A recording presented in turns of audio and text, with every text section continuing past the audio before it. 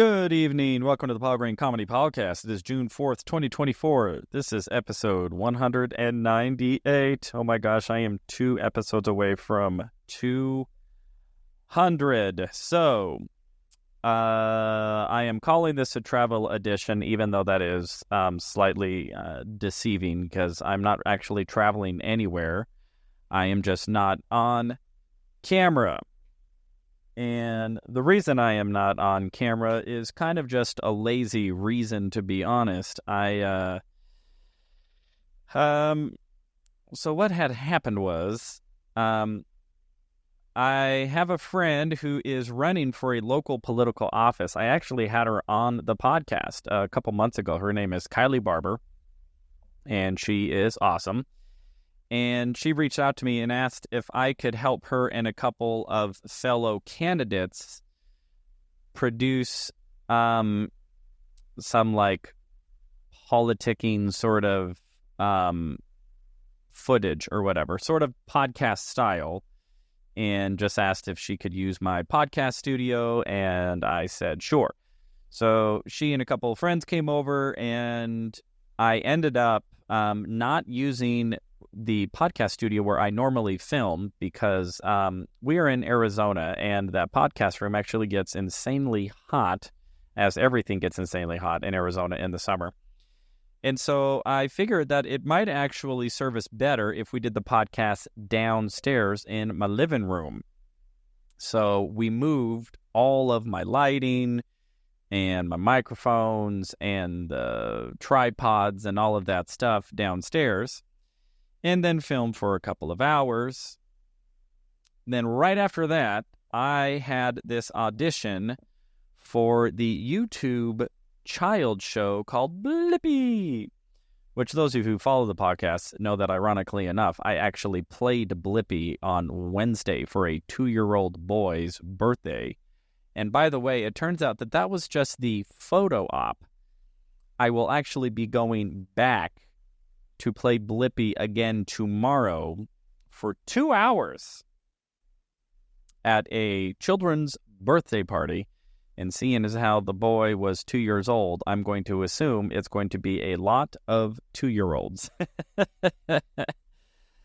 And I've got to maintain Blippi energy and try to entertain, I think they said 12 to 13, 2-year-old children at a play place. So, you know, this is exactly where I thought my career would be headed at this stage in the game, that I would be playing a YouTube personality for 2-year-olds.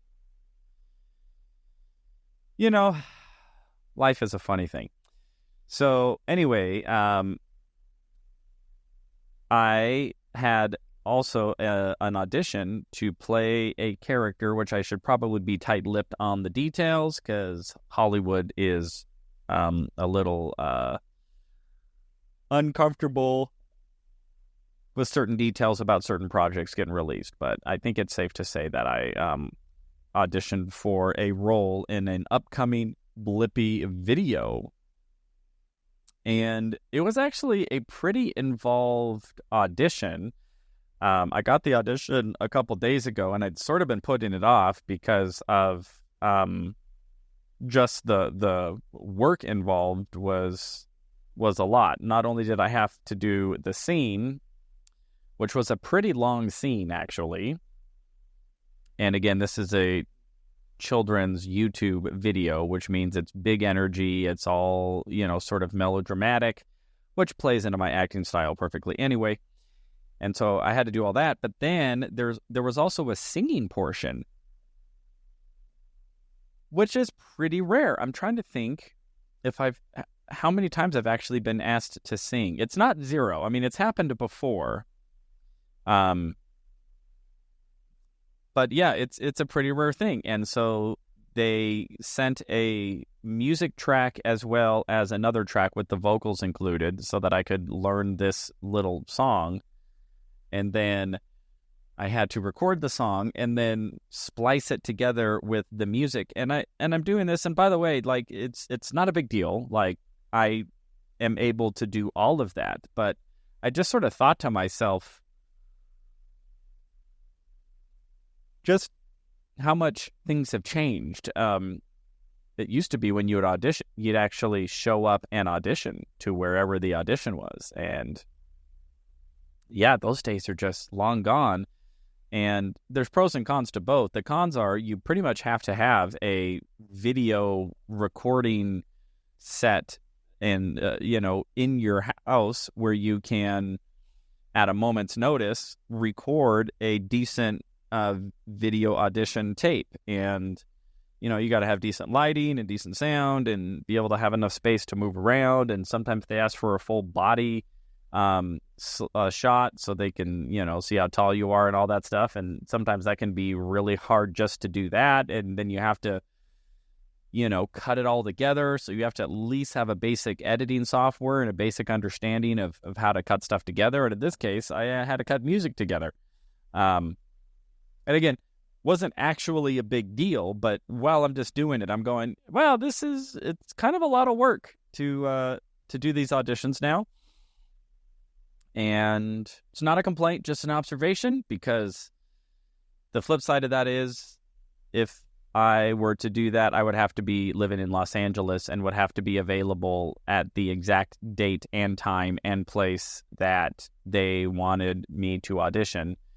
And I remember before COVID, I remember those days of just how stressful that was, especially because I always had a day job. And so I was always, it's like, hey, don't ever schedule anything ever because you might get an audition tomorrow. And then that one thing that you actually had on your schedule is going to conflict with it. And then you're going to miss that audition. And then you're never going to get your hopes and dreams. And then nobody's ever going to blah, blah, blah, blah. I mean, it's a pretty... it's a pretty daunting thing. And it's probably maybe good that has changed because it probably gives a lot more actors an opportunity to audition, to submit self-tapes, on their own schedule. Whereas maybe if it was the old system, maybe they wouldn't have had an opportunity or they would have missed more auditions. So like anything, pros and cons. But yeah, I remember that grind being out in LA when I had just moved out there. I have no idea what I'm doing.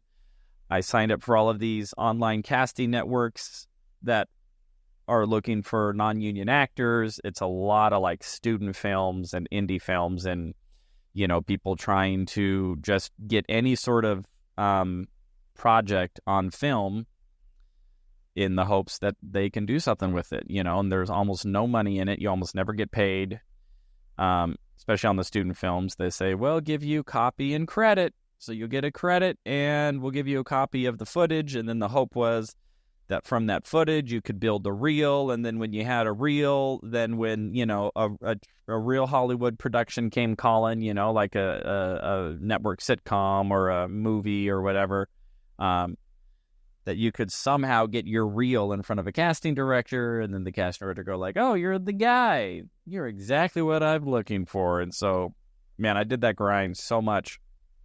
I remember one morning I had like a 7 a.m. work appointment, or maybe I had an early work appointment for some reason. And then I had this audition, and the audition was like at 8:30 a.m. or something like that. And I also had something else. I don't remember all of the details. All I remember is I had to wake up at like 5 a.m, drive to downtown Los Angeles.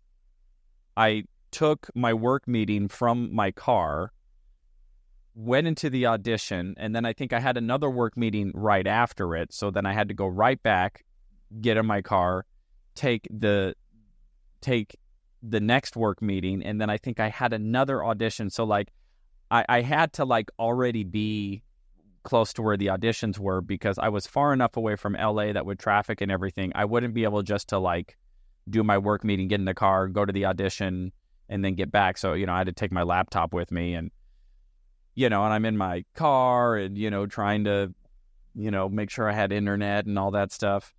Oh my gosh. I remember this other time. All right. Just so you know, I hate bathroom humor so much. I almost never enjoy it. So trigger warning, this is a bathroom humor story, and it's 100% true. So,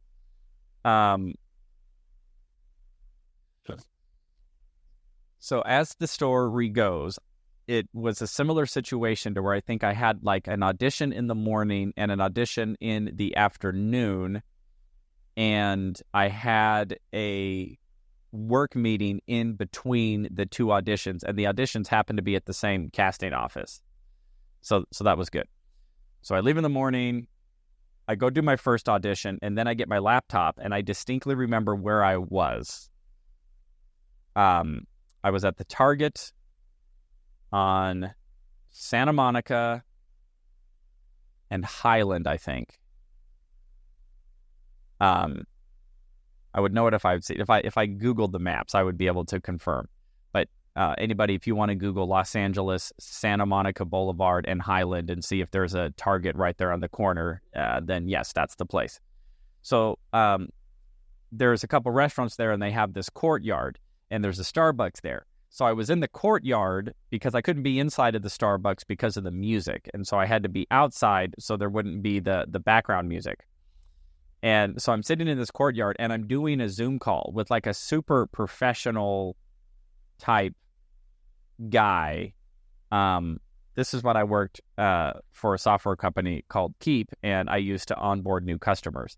So I'm on this Zoom call, and I'm helping this guy with his software.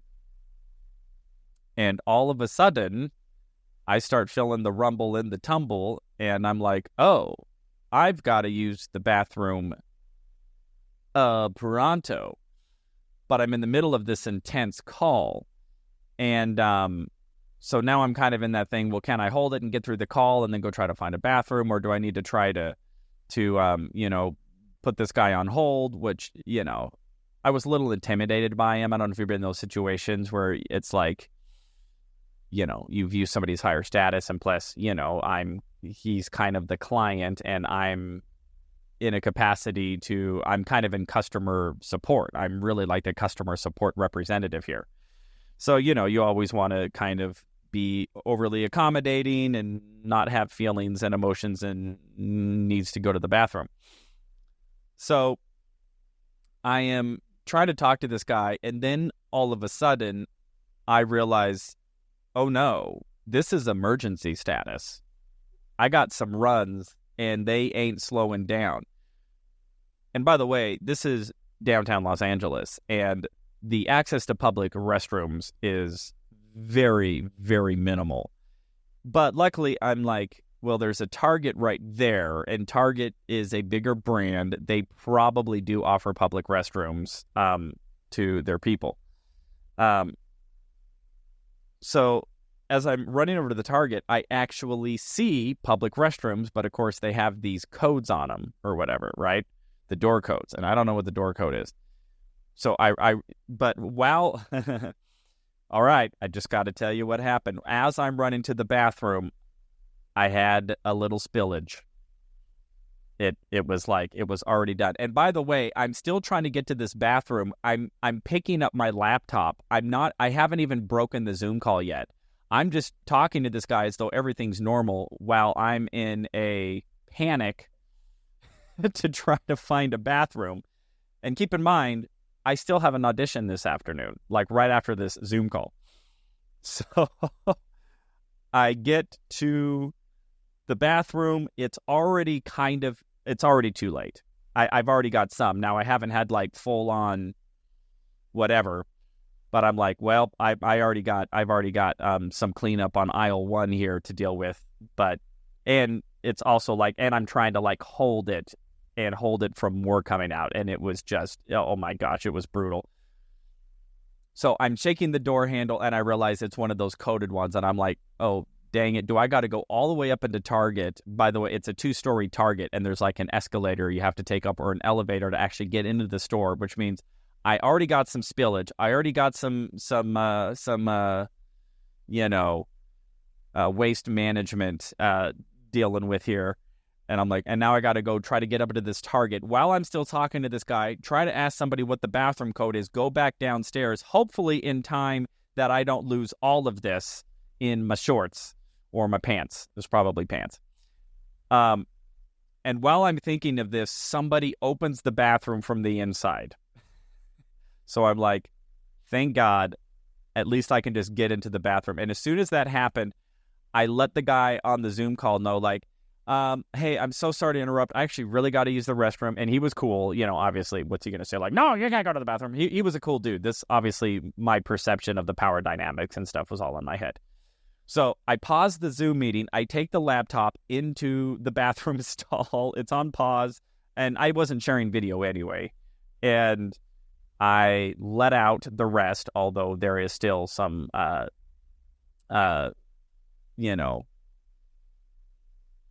still got some stuff to deal with. Like, enough had escaped that it's like, I can't be in public. I definitely can't go to an audition. Like, this is going to smell. This is going to leak. This is a problem. So I finish up in the bathroom. Takes a little bit longer while this guy is still on pause. I flush out my drawers, and I think I may have gone commando. So but I'm at least able to clean up decently well in the public bathroom. So then I take the laptop, I go back out to the courtyard, I click back onto the Zoom, and I finish the Zoom conversation with this guy where I've got soiled pants and some underwear. Matter of fact, I might have just thrown the underwear away. I'm trying to, I don't think I carried it with me. So then, and there's only so much cleanup you can do in a public bathroom. So then I finish the Zoom call, and then I go up to Target, and I buy a new pair of pants. I buy some boxer shorts, and I buy baby wipes. And then I go back downstairs into the public restroom, and then, I clean up more with the baby wipes, and now I have, new clothes. Oh, and I get a plastic bag, obviously.